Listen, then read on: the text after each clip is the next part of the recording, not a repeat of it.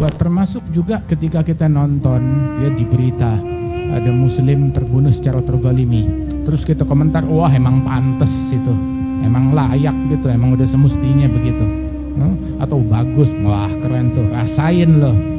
Nah itu kalimat ini pun juga ini berbahaya, sama seperti turut andil di dalam pembunuhan. Allah udah selamatin diri tangan kita dari darah, jangan kita nodai, kita belepotin lidah kita dengan darahnya muslim.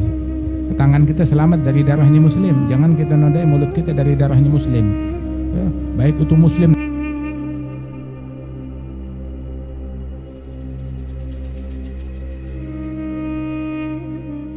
yang punya andil dalam terbunuhnya seorang muslim, walaupun bentuk andilnya itu dengan setengah kata, bukan satu kata.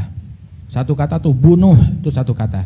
Setengah kata bu atau nuh, ya, gitu. Atau dengan anggukan atau dengan isyarat. Ya, dia punya andil dalam terbunuhnya seorang muslim secara terzalimi walaupun dengan setengah kata, maka besok menghadap kepada Allah Ta'ala di jidatnya tertulis ayis min rahmatillah. Orang ini nggak ada harapan baginya, hopeless, nggak ada harapan baginya dari rahmat Allah Subhanahu Wa Ta'ala. Hari kiamat iblis sampai julurin palanya, kali saya kebagian ampunan Allah, tapi si pembunuh dia nggak ada harapan baginya, nggak ada harapan. Begitu di jidatnya udah tertulis, iblis aja di jidatnya nggak tertulis. Ini tapi pembunuh sesama muslim yang punya andil terbunuhnya muslim walaupun setengah kata, di jidatnya tertulis ayis min rahmatillah, nggak ada harapan baginya dari rahmat Allah Subhanahu Wa Ta'ala. Termasuk juga ketika kita nonton ya di berita ada muslim terbunuh secara terzalimi, terus kita komentar, wah emang pantes itu, emang layak gitu, emang udah semestinya begitu, atau bagus, wah keren tuh, rasain loh. Nah itu kalimat ini pun juga ini berbahaya, sama seperti turut andil di dalam pembunuhan. Allah udah selamatin diri tangan kita dari darah, jangan kita nodai, kita belepotin lidah kita dengan darahnya muslim. Tangan kita selamat dari darahnya muslim, jangan kita nodai mulut kita dari darahnya muslim. Ya, baik itu muslim lagi bunuh-bunuhan di belahan bumi yang lain, nggak usah kita komentarin, begitu.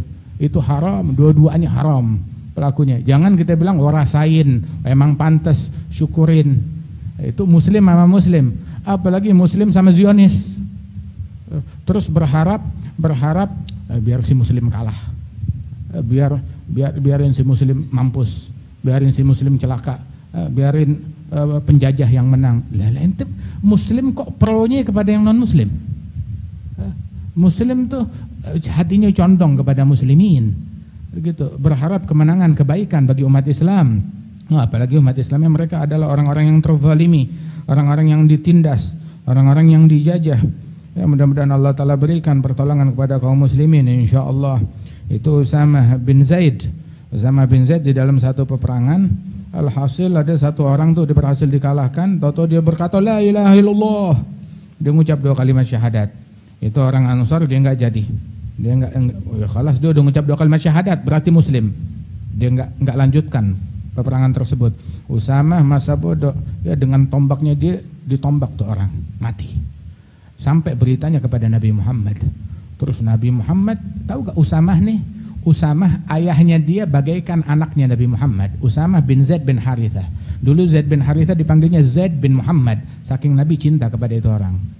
Zaid bin Harithah terbunuhnya di Mu'tah, kekasih Rasulullah, hamba sahaya dan orang yang dikasih oleh Rasulullah. Usamah udah kayak cucunya Nabi, disayang sama Nabi Muhammad, sampai disebutnya itu Zaid bin Harithah hibbu Rasulillah. Usamah bin Zaid hibbi Rasulillah, kekasih dari kekasihnya Rasul sallallahu alaihi wasallam. Itu ditegur Usamah yang melakukan kejahatan tersebut, bilang, Usamah, agatal tahu ba'da ma qala la ilaha illallah, kamu bunuh dia setelah dia bilang la ilaha illallah. Bilang, ya Rasulullah, dia tuh cuma berlindung dengan kalimat tersebut, dia enggak sungguh-sungguh mengucapkannya, tapi dibilang kamu bunuh dia, tapi kan setelah dia mengucap la ilaha illallah.